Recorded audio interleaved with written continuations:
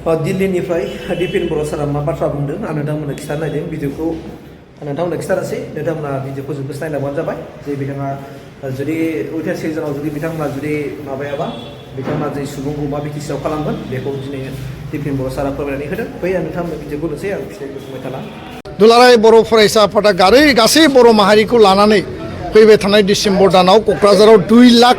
सुबुंनि गेदारिंजों सुबुं गौमा खालामनानै जोंनि दाबिखौ माने नायजता होनो थाखाय जोङो भारत सरकारखौ खावलायगोन नैबे उइन्टार सेसन अफ पार्लियामेन्टआव जिकुनु बिनिमयाव जे भारतनि पार्लियामेन्टआव आर्टिकल 280 125 एमेन्डमेन्टआ पास जानांगौ आरो कन्स्टिटिउसनेल स्टेटास कन्स्टिटिउसनेल जि भेलिडिटि बर' पिस एकर्ड 2020 खौ मर्यादा होनांगौ होननानै जोङो दाबि खालामदों आरो नङाबा दुलाराय बर' फरायसा आफादा गासै बर' माहारिखौ लानानै फैबाय थानाय डिसेम्बर दानाव क'क्राझाराव 2 लाख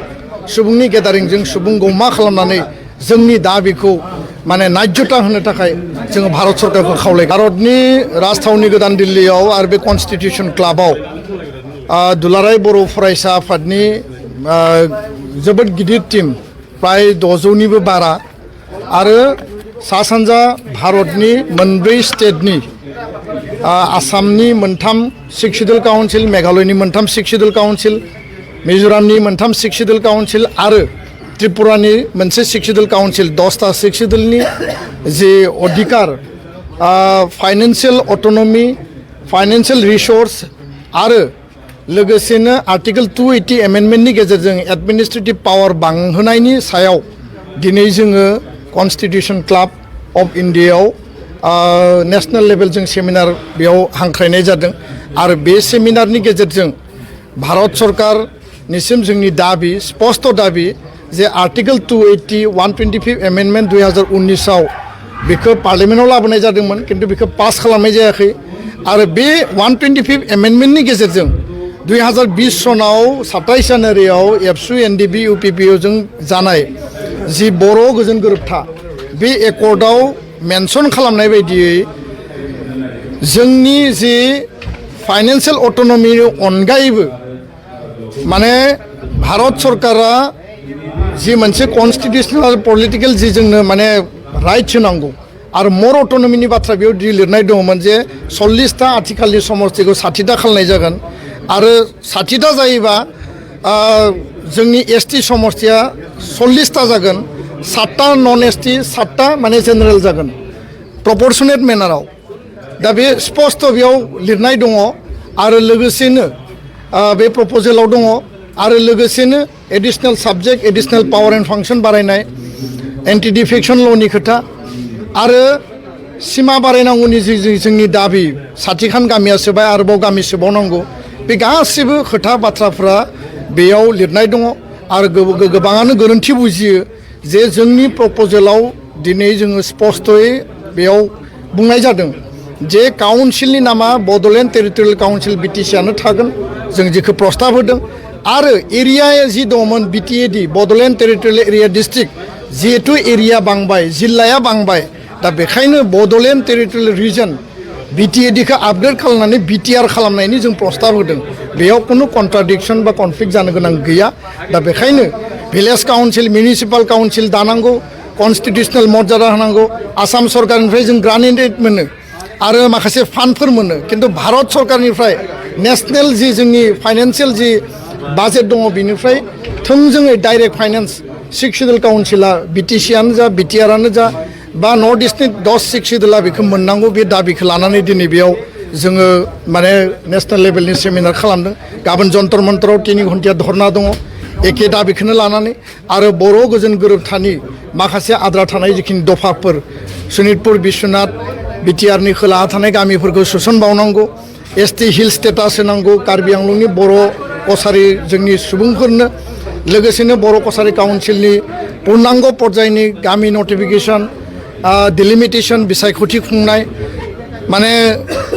स्कुल प्रभिन्सियेलाइजेसननि खोथा बेयाव दङ फरेस्ट राइट एक्ट इमप्लिमेन्टेसननि खोथा बेयाव लिरनाय दङ 1500 कोटि थाखाजों इनफ्रास्ट्राक्चार डेभेलपमेन्टनि खोथा आसाम पुलिस पारामिलिटारि आर्मियाव रिक्रुटमेन्टनि खोथा बे गासैबो खोथा बाथ्राखौ लानानै जोङो दिनै भारत सरकारखौ खावलायदों भारत सरकारा 2020 सनाव जि एकर्ड खालामदोंमोन बे एकर्डनि कागजा ओरैनो धेमालियै खालामनाय ओरैनो माने खालामनाय सुक्ति नङा 93 नि सुक्ति 2003 नि सुक्ति 2020 नि सुक्ति आलादा रायजो बड'लेण्ड दाबिनानै दुलाराय बर' माहारिया दुलाराय बर' फरायसा आफाद BLT NDBआ जि लामाजों आवगायनानै मोनथाम सुक्ति मोनबाय आरो बे मोनथाम सुक्तिखौ मोजाङै मावफुंनानै जोंनि अट'नमि जोंनि अधिकारनि बाथ्राखौ दिनै जों रेज खालामदों आरो भारत सरकारा बुजिनांगौ जे बे कागजाव माने मुंख्लंनि थैनि बेसेन दङ आरो बे कागजा ओरैनो नङा आरो सुक्ति खालामबानो जाया सुक्तिया इमप्लिमेन्ट जाबासो जोंनि अधिकारखौ जों मोनगोन कागजखौ देखायनानै जोंखौ अधिकार मोनबाय होननानै बुंबा जानाय नङा बे डकुमेन्टसा बे दलिलनि गेजेरजों जोङो अधिकारखौ प्रकृताव बास्तबाव जोङो मोनोब्लासो बर' हारिनि एसपिरेसन बर' हारिनि बड'फानि जि मोनसे माने सिमां दंमोन आल्टिमेट गलसिम थांनायनि लामा बियो रोखा जागोन दा बेखायनो भारत सरकारखौ जों खावलायदों नैबे उइन्टार सेसनाव पार्लियामेन्ट थांनाय सामार सेसनाव बिथांमोना बेखौ खालामाखिसै नैबे उइन्टार सेसनाव पार्लियामेन्टआव जिकुनु बिनिमयाव जे भारतनि पार्लियामेन्टआव आर्टिकल 280 125 एमेन्डमेन्टआ पास जानांगौ आरो कन्स्टिटिउसनेल स्टेटास कन्स्टिटिउसनेल जि भेलिडिटि बर' पिस एकर्ड 2020 खौ मर्यादा होनांगौ होननानै जोङो दाबि खालामदों आरो नङाबा दुलाराय बर' फरायसा आफादा गासै बर' माहारिखौ लानानै फैबाय थानाय डिसेम्बर दानाव क'क्राझाराव 2 लाख सुबुंनि गेदारिंजों सुबुं गौमा खालामनानै जोंनि दाबिखौ माने नायजता होनो थाखाय जोङो भारत सरकारखौ खावलायगोन गोजोन्थों थारैनो जोंनि सेमिनाराव दिनै माने बिजय हानसारिया सुप्रिम कर्टनि सिनियर मोस्ट एडभकेट आरो बिथाङा जास्टिस BL हानसारिया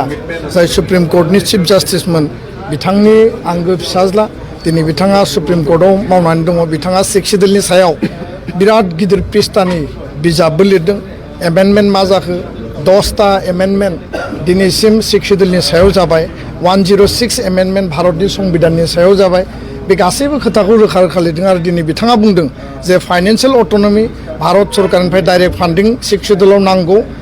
माने VCDCआव बा मिउनिसिपाल काउन्सिलाव नांगौ आरो बेखौ मोनाब्ला पन्सायतआ 93rd 94th एमेन्डमेन्टनि गेजेरजों जे माने पन्सायत आरो जिल्ला परिषदआ जि अधिकार मोन्दों कन्स्टिटिउसनेल जि अधिकार मोन्दों फाइनेन्सियेल जि अधिकार मोन्दों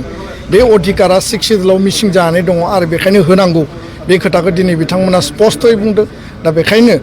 खासि माने अट'नमास हिल माने डिस्ट्रिक्ट काउन्सिलनिफ्राय जोंनियाव बाहागो लादों आरो लोगोसे माने त्रिपुरा ट्राइबेल एरिया डिस्ट्रिक्ट काउन्सिलनिफ्राय जोंनियाव बे ओनसोलनिफ्राय त्रिपुरा गभर्नमेन्टनि मन्त्रि शुक्ला चरण मान नवाटिया बिथाङाबो बाहागो लादों गोबां जोंनि दैदेनगिरिफ्रा बाहागो लादों आरो दिनैनि सावरायमेला जथेस्थ' मोजां जथेस्थ' माने डेपनेस आरो जोंनि माने मेडियानि गेजेरजों दिनै जों खावलायगोन जे भारत सरकारा बिनि सायाव एटेनसन होनांगौ आरो